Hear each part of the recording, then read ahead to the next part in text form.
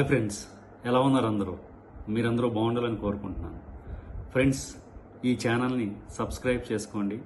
మేము చేసే వీడియోలకు మీరు మీ సపోర్ట్ తెలియజేసి మేము మరిన్ని వీడియోలు చేయడానికి మీరు మాకు అవకాశం ఇస్తారని కోరుకుంటున్నాం. ఫ్రెండ్స్, ఈరోజు మనం చూసుకున్నట్లయితే అమెరికా దేశ అధ్యక్షుడు డొనాల్డ్ ట్రంప్ గారు G7 దేశాల నుంచి అర్ధాంతరంగా తన పర్యటనను ముగించుకొని అమెరికాకు వచ్చే ముందు అమెరికా భద్రతా మండలికి కీలకమైన ఆదేశాలు జారీ చేశారు. ఏమని జారీ చేశారంటే, అమెరికా దేశ అధ్యక్ష భవనం వైట్ హౌస్లోని వెస్ట్ వింగ్లో గ్రౌండ్ ఫ్లోర్లో ఉండే సిచ్యువేషన్ రూమ్ను రెడీ చేయమన్నారు. అందరూ ఎందుకు రెడీ చేయమన్నారని అనుకున్నారు. అలాగే ఇరాన్కి 2 వారాల సమయం కూడా ఇచ్చారు ఈ యుద్ధాన్ని నుంచి ఆపేయటానికి. ఈ సిచ్యువేషన్ రూమ్ని రెడీ చేయమనటానికి వెనకాల చాలా ఆశ్చర్యకరమైన సన్నివేశాలు మరియు కార్యక్రమాలు జరిగినాయి అన్నమాట. ఈ సిచ్యువేషన్ రూమ్ అనేది 1961 సంవత్సరంలో అప్పటి అమెరికా అధ్యక్షుడైన జాన్ ఎఫ్ కెనడీ గారు ఏర్పాటు చేశారు. ఏ సందర్భంలో ఏర్పాటు చేశారంటే, అప్పుడు క్యూబాకి అమెరికాకి బాగా యుద్ధాలు జరుగుతున్నాయి. అలాగే గొడవలు పచ్చగడ్డి వేస్తే బొగ్గుమనేలా ఉందన్నమాట. సో ఈ క్యూబాలో ఉన్న వారిని, అంటే రాజకీయ నాయకులను అణిచివేయడం కోసం ఈ సిచ్యువేషన్ రూమ్ని మొదటిసారిగా ఉపయోగించడం జరిగింది. తరువాత ఒసామా బిన్ లాడెన్ గారిని చంపడానికి, అలాగే మిగతా యుద్ధాలు జరిగే సమయంలో కూడా ఈ సిచ్యువేషన్ రూమ్ని ఉపయోగిస్తారన్నమాట. ఈ సిచ్యువేషన్ రూమ్ అనేది అత్యంత ఆధునికమైన హంగులతో 5000 SFT ఉంటుంది. ఇక్కడ అధ్యక్షుడు మరియు అతనికి సంబంధించిన క్యాబినెట్ సిబ్బంది కూర్చుని యుద్ధాలు జరిగే సమయంలో దీని మీద చర్చించడానికి వీలుగా ఇక్కడ ఈ సిచ్యువేషన్ రూమ్ను ఉపయోగించడం జరుగుతుందన్నమాట.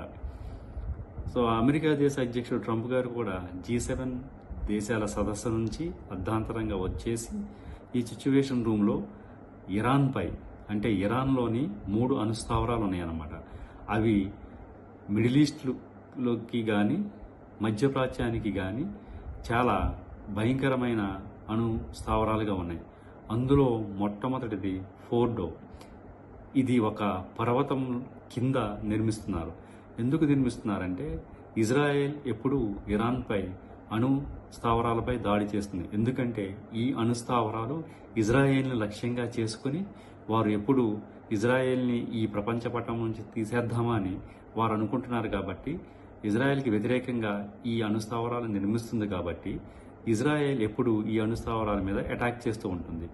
సో ఈ ఇజ్రాయెల్ నుంచి అటాక్స్ నుంచి తప్పించుకోవడం కోసం ఇరాన్ ఏం చేసిందంటే, ఫోర్డో అనే ఒక అణు కేంద్రాన్ని కొండల లోపల సుమారుగా 200 అడుగుల లోపల ఈ అత్యాధునిక అణు స్థావరాన్ని, అణు కేంద్రాన్ని నిర్మించి అక్కడ యురేనియం ఎన్రిచ్మెంట్ పరీక్షలు జరుగుతుందన్నమాట. ఎందుకంటే అణుబాంబు తయారు చేసి ఇజ్రాయెల్ మీద కానీ దాని శత్రువుల దేశాల మీద కానీ ఉపయోగించడానికి ఇరాన్ ఎప్పుడు ఆలోచిస్తుందంట. అంటే ఇది ప్రపంచానికి అమెరికా ఎలా పెద్దనలాగా ఉందో మిగతా ఇస్లామిక్ కంట్రీలకు కానీ లేకపోతే మిడిల్ ఈస్ట్కి కానీ ఇరాన్ కూడా అలాగే పెద్దన్న పాత్ర పోషించాలని ఉందన్నమాట. అయితే ఈ అణు స్థావరంపై దాడి చేయడానికి చాలా శక్తివంతమైన ఫైటర్ జెట్స్ కావాల్సి ఉన్నాయి అన్నమాట. అలాగే చాలా శక్తివంతమైన బాంబులు కావాల్సి ఉన్నాయి అన్నమాట. అవి కేవలం ఒక అమెరికా దగ్గర ఉన్నాయి. కాబట్టి బెంజమిన్ నెతన్యాహు గారు అమెరికా దేశ అధ్యక్షుడిని రిక్వెస్ట్ చేయడం వల్ల ట్రంప్ గారు కూడా దానికి అంగీకరించి B-2 బాంబర్స్, అంటే B-2 స్పిరిట్ బాంబర్స్ ఫైటర్ జెట్ను ఉపయోగించి ఈ BBU-57 అనే బంకర్ బస్టర్ బాంబును ఉపయోగించి, ఇది 13,600 కేజీల బరువు ఉంటుందన్నమాట. ఇది 12 కిలోమీటర్ల హైట్ నుంచి B-2 స్పిరిట్ ఫైటర్స్ నుంచి ఉపయోగించారనమాట. ఉపయోగించి 3 అణు కేంద్రాలైన ఫోర్డో, నటాంజా, ఇస్ఫహాన్ని ధ్వంసం చేశారనమాట. ఇవి ధ్వంసం చేయడం వల్ల ఇజ్రాయెల్, అమెరికా రెండు తమ యొక్క సంతోషాన్ని వ్యక్తం చేసినాయి. సో ఫ్రెండ్స్, అణు కేంద్రాలు కానీ, అణు శుద్ధి చేసే కేంద్రాలు కానీ ప్రపంచానికి లేకపోతే మానవ మనుగడకి ఎప్పుడైనా ఇవి ముప్పుగా ఉంటాయి. కాబట్టి ఇటువంటి జరగకుండా ప్రపంచ దేశాలని ఒక తాటిపై రావాలని కోరుకుందాం friends. Thank you very much friends.